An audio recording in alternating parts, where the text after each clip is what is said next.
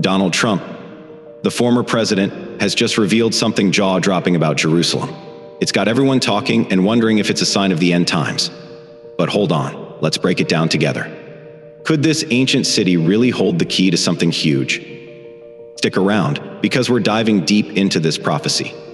On December 6, 2017, the United States officially declared Jerusalem is the capital city of Israel, making it official.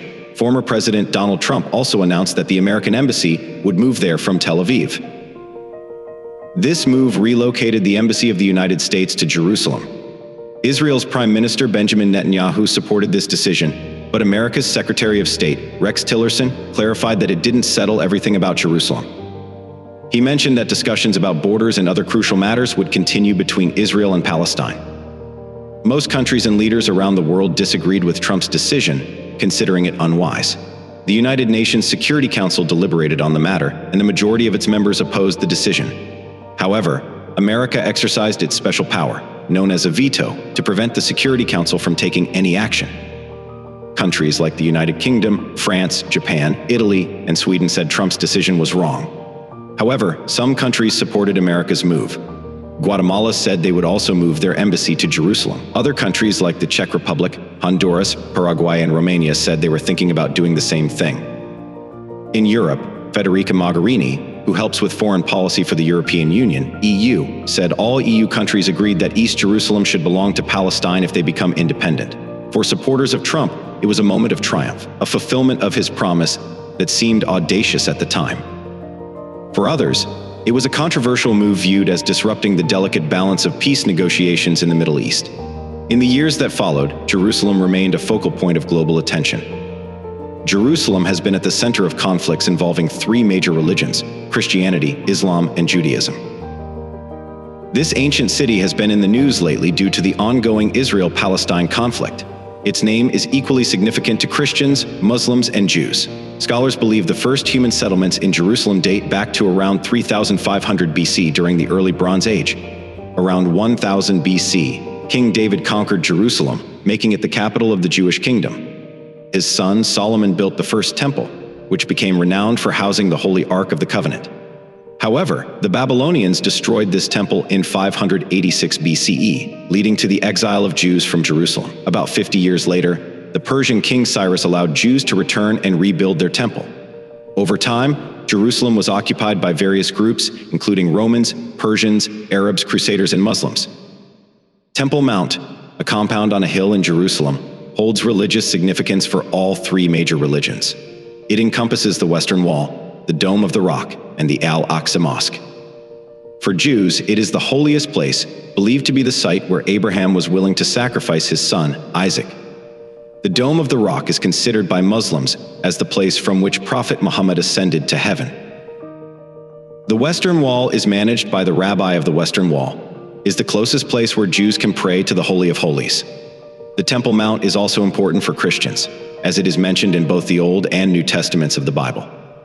The Church of the Holy Sepulchre, located in the Christian Quarter, is believed to be the site of Jesus' crucifixion and resurrection. Despite its religious significance, Jerusalem has been fraught with tension and conflict. Jews are not allowed to pray openly at the Western Wall, which causes frustration among Palestinians. This ongoing dispute attracts radical groups, making it challenging to find a resolution. In simpler terms, Jerusalem is a very old city that is important to three religions: Christianity, Islam, and Judaism. People have been fighting over it for a long time. There's a place called Temple Mount, where there are important religious sites like the Western Wall, Dome of the Rock, and Al-Aqsa Mosque. For Jews, this area is super important because they think it's where Abraham almost sacrificed his son and where their ancient temple stood. Muslims also think it's special because they believe Prophet Muhammad went to heaven from there. Christians think it's important too because it's mentioned in their holy books as the place where Jesus was crucified and came back to life. So when Trump said something big was going to happen in Jerusalem, it got everyone talking. Some people were really excited and thought it meant something amazing was going to happen. They thought it was a sign that their religious beliefs were true, but not everyone believed Trump. Some thought he was just saying it to get attention. They pointed out that Trump often said controversial things, and they didn't trust him. This whole thing caused a lot of arguments and discussions among different groups of people. Christians, Jews, and Muslims all had different ideas about what Trump's prophecy meant. Some thought it was a sign that the end of the world was near, while others were more cautious and didn't want to get too excited. The media also got involved and talked a lot about Trump's prophecy. They analyzed everything he said and tried to figure out what he meant. People on social media were also talking about it a lot, sharing their opinions and speculations. Few days ago, some archaeologists in Jerusalem found something incredible buried deep beneath the ancient streets. Maybe they discover a hidden chamber filled with ancient artifacts, like precious jewels, ancient scrolls, and mysterious relics. These scrolls had secrets written on them from thousands of years ago. One of these secrets sounded a lot like something Donald Trump once said. It talked about Jerusalem becoming the capital of Israel forever. When people heard about this, they got excited. They thought maybe it was time for this old prophecy to come true. But the discovery of these old scrolls did more than just spark arguments. It made people curious about Jerusalem's past. They wanted to learn more about its history and why it was so special. As more people visited Jerusalem, it became a busy place full of tourists. They came to see the ancient sites and learn about the city's past. However, even with all the excitement, Jerusalem still faced challenges. People still disagreed about who should control the city. But the prophecy coming true reminded everyone that words and beliefs can be very powerful. Around 4,000 years ago, God made a promise to Abraham that his descendants would inherit a specific land area, which includes modern-day Israel. However, due to various historical events, including the rejection of Jesus by the Jewish people, they were exiled from this land for almost 2,000 years. In 1948, Israel was reborn as a nation, but their neighbors didn't like it. Over time, a few peace treaties were signed, but many Arab countries still refused to acknowledge Israel's right to exist. Then, in 2020, something remarkable happened. The United Arab Emirates and Bahrain surprised the world by agreeing to make peace with Israel. This was known as the Abraham Accords, signed on the White House lawn. Now, why is this important?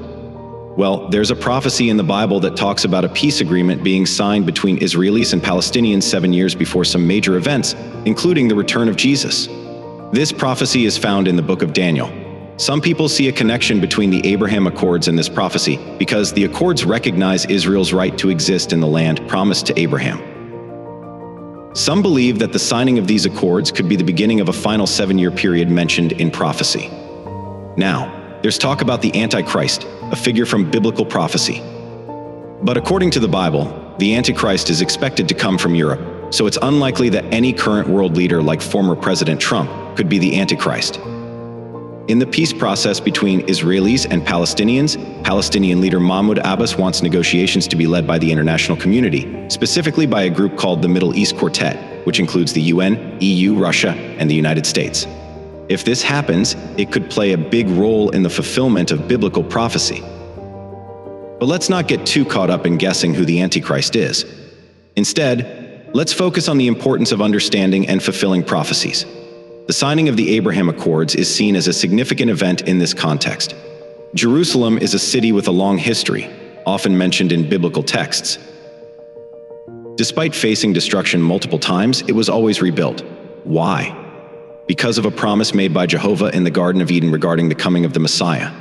The Jews who believed in Jehovah's promises knew that Jerusalem wouldn't stay desolate forever. They had faith in Jeremiah's prophecy that predicted a 70-year limit on Jerusalem's desolation. They also knew from Isaiah's prophecy that Jerusalem would be restored and become glorious when the Messiah came. Despite the challenges, the survival of key figures like Jehoiachin and Jehoash proved to them that God was preserving the kingly and priestly lines. They saw this as a sign of hope, knowing that God was preparing for their return to rebuild Jerusalem. In a remarkable prophecy in Daniel chapter 9, verse 25, know therefore and understand that from the going out of the word to restore and build Jerusalem to the coming of an anointed one, a prince, there shall be 7 weeks. Then for 62 weeks it shall be built again with squares and moat. But in a troubled time the angel Gabriel foretold the timing of the Messiah's arrival in Jerusalem. He mentioned the importance of a decree to restore and rebuild Jerusalem before the Messiah's coming. This decree was issued by King Xerxes of Persia in 444 BC, allowing Nehemiah to rebuild Jerusalem. The temple had already been restored earlier under Zerubbabel. From the issuing of this decree until the Messiah's arrival, there would be a specific time frame. This decree marked the beginning of the countdown to the Messiah's arrival, bringing hope to the Jewish people. In the prophecy of Daniel, a specific time frame is mentioned. It says there will be 7 weeks and 62 weeks, totaling 483 years from the decree to rebuild Jerusalem in 444 BC to the time of Christ. The rebuilding of Jerusalem was completed in 395 BC, fulfilling the first 7 weeks. Then, 62 weeks later, after a total of 483 years, Jesus Christ, the promised Messiah, entered Jerusalem. To understand the exact timing, we need to account for the difference in the length of the Jewish year, which was 360 days. When we convert the years to days and count down from 444 BC, we arrive at March 30th, AE 33, the day celebrated as Palm Sunday when Jesus entered Jerusalem. The return of the Jews to Jerusalem was initiated by the decree of Cyrus, the Persian conqueror of Babylon, in 536 BC. However, they faced opposition, especially from the Samaritans, who interfered with the rebuilding of the temple. Despite setbacks and fear, the prophets Haggai and Zechariah encouraged the Jews to resume building, leading to the completion of the temple during the reign of Darius. 15 years after the temple's foundation was laid, prophets like Haggai and Zechariah encouraged the Jews to continue rebuilding, despite opposition from the Persian-appointed officials. They reminded everyone that Cyrus had decreed the rebuilding of the temple. Scholars have debated whether it was Cyrus or someone else mentioned in Daniel chapter 9, verse 25, who issued this decree, with some pointing to Cyrus' prophecies in Isaiah chapter 44 and 45. The prophet Isaiah foretold about Cyrus, a king who would be raised up by the Lord to accomplish his plans. Isaiah mentioned that Cyrus would rebuild Jerusalem and allow the Jewish exiles to return home, without seeking any reward. This prophecy is found in Isaiah chapter 44 and 45. Cyrus's decree to rebuild Jerusalem is also mentioned in the Bible, particularly in Ezra chapter 1, 2, 4. In this decree, Cyrus acknowledged that the Lord God of heaven had commanded him to build a house in Jerusalem. He instructed the Jewish exiles to go back to Jerusalem and rebuild the temple of the Lord. Some scholars debate whether the rebuilding of Jerusalem happened during Cyrus' time or later under King Artaxerxes, nearly a century later. However, there's no clear biblical evidence of Jerusalem's rebuilding before Ezra's journey in 457 BC.